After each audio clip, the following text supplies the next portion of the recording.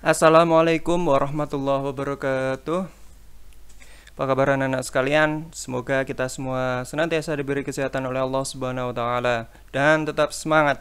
Alhamdulillahirabbil alamin. Allahu akbar. Baiklah anak-anak, untuk mengawali pertemuan kita pada hari ini, marilah kita berdoa kepada Allah supaya kegiatan pembelajaran kita pada hari ini bisa berjalan dengan lancar dan kita semua mendapatkan manfaat dari kegiatan pembelajaran pada hari ini. Baik anak-anak, mari berdoa. A'udzu billahi minasyaitonir rajim.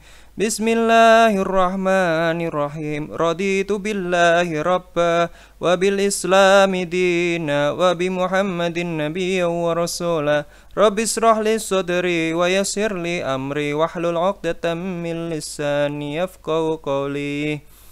Baiklah anak-anak, pada hari ini kita akan mempelajari kita akan mempelajari kitab-kitab Allah. Jadi kita hari ini akan mengenal kitab-kitab Allah. Sebelum kita melanjutkan pembelajaran hari ini, Pak Fajrin akan menyampaikan tujuan pembelajaran pada hari ini.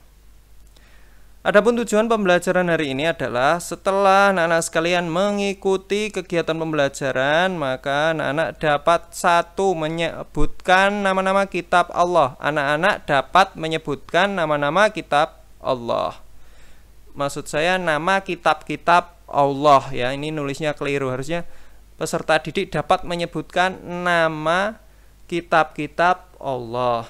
Kemudian peserta didik dapat menyebutkan macam-macam perilaku terpuji yang terdapat dalam kitab suci Al-Quran. Kemudian peserta didik dapat menyebutkan nama-nama lain dari kitab suci Al-Quran. Selanjutnya kita akan mempelajari apa itu yang dimaksud dengan kitab Allah. Kitab Allah atau disebut juga Kitabullah adalah kumpulan wahyu Allah Subhanahu wa ta'ala yang disampaikan kepada para rasul melalui malaikat Jibril untuk diajarkan kepada seluruh umat manusia sebagai petunjuk dan pedoman hidup supaya bisa selamat dunia akhirat. Mempercayai dan meyakini kitab Allah adalah rukun iman ketiga. Rukun iman keberapa anak? Ketiga. Allah telah menurunkan 4 kitab suci beserta sohuf-sohuf kepada para nabi dan rasul serta umatnya yang berbeda zaman. Semua kitab suci dan sohuf tersebut diturunkan agar dijadikan pedoman oleh umat manusia sehingga selamat dunia akhirat. Kita lanjutkan. Selanjutnya adalah kita akan membahas kitab Zabur.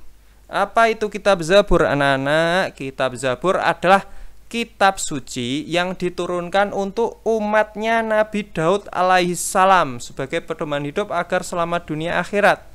Kitab ini menggunakan bahasa Qibti.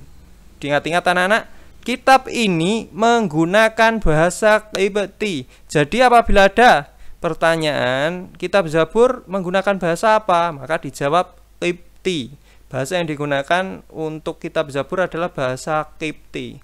Zabur menurut arti aslinya adalah kitab tertulis. Jadi Zabur diturunkan sudah dalam bentuk tulisan. Kitab ini berisi pujian kepada Allah, zikir, doa, dan nasihat serta hikmah. Selanjutnya adalah kitab Taurat.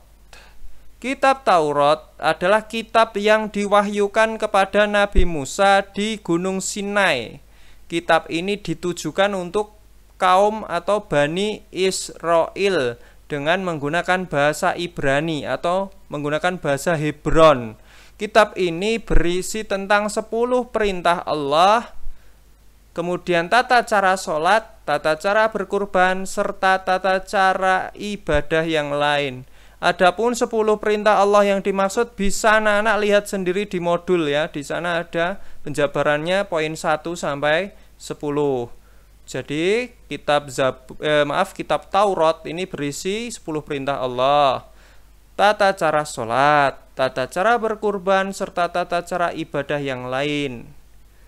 Selanjutnya adalah kitab Injil. Kitab Injil adalah kitab yang diwahyukan kepada Nabi Isa alaihissalam atau Nabi Isa putra dari Maryam.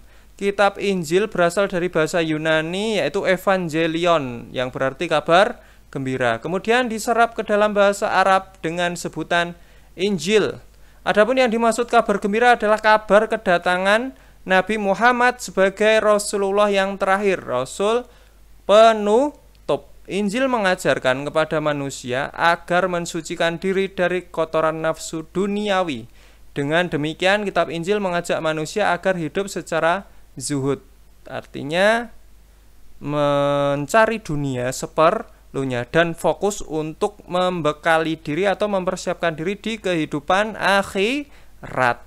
Seperti itu. Kemudian selanjutnya adalah kitab Al-Quran. Al-Quran secara bahasa artinya bacaan. Kitab Al-Quran merupakan kitab yang diwahyukan Allah kepada Nabi Muhammad SAW melalui malaikat Jibril. Al-Quran diturunkan secara bertahap. Al-Quran diturunkan dalam kurun waktu 22 tahun lebih 2 bulan lebih 22 hari.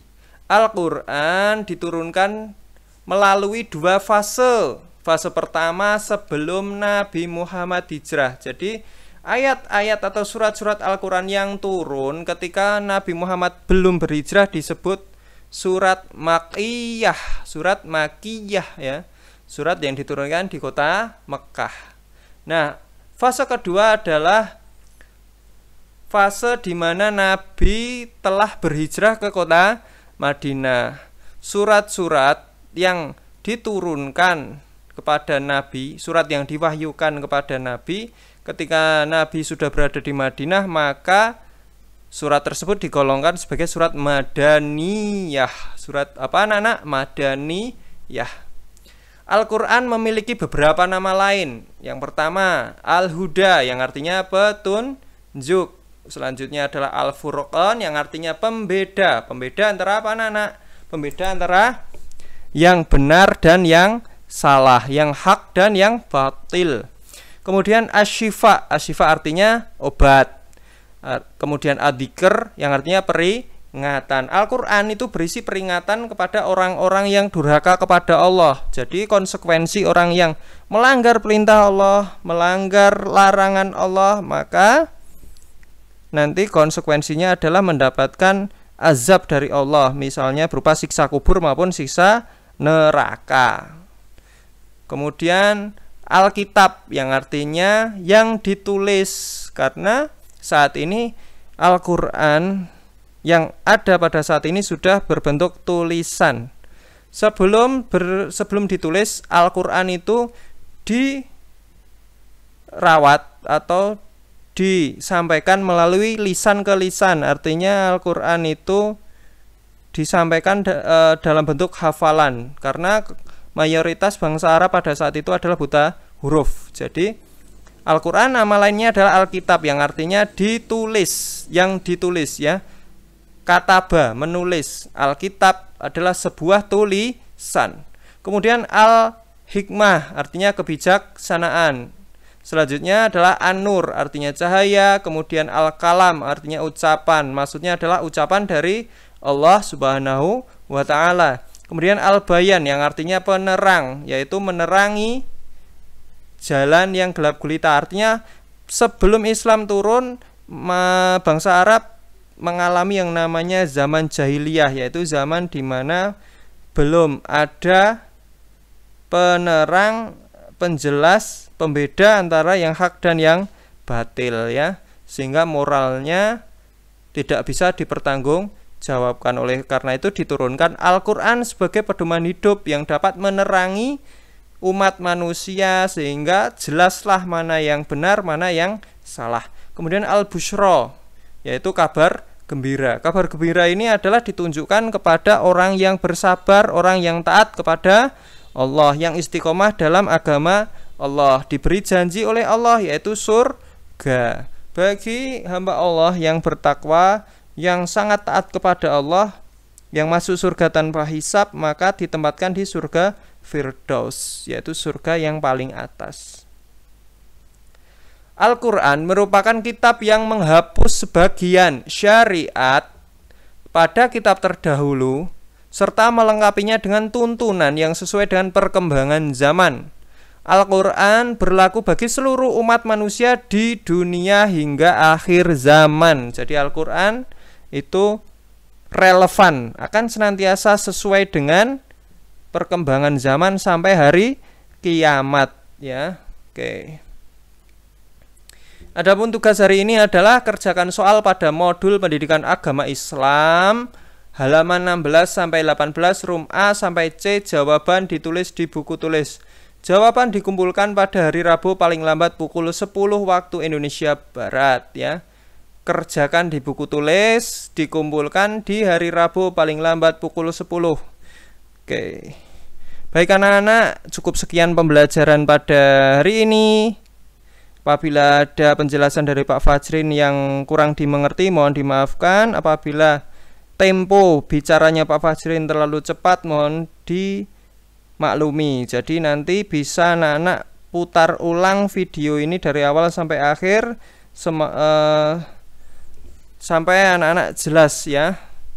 Jadi nanti di-download dulu, kemudian disimak, diputar-putar sampai anak-anak jelas. Nanti apabila ada pertanyaan silahkan ditanyakan di WA Pak Fajrin. Baik anak-anak, mari kita tutup pembelajaran hari ini dengan kafaratul majelis. Subhanakallahumma wa bihamdika asyhadu alla ilaha illa anta astaghfiruka wa atubu ilaik. Assalamualaikum warahmatullahi wabarakatuh.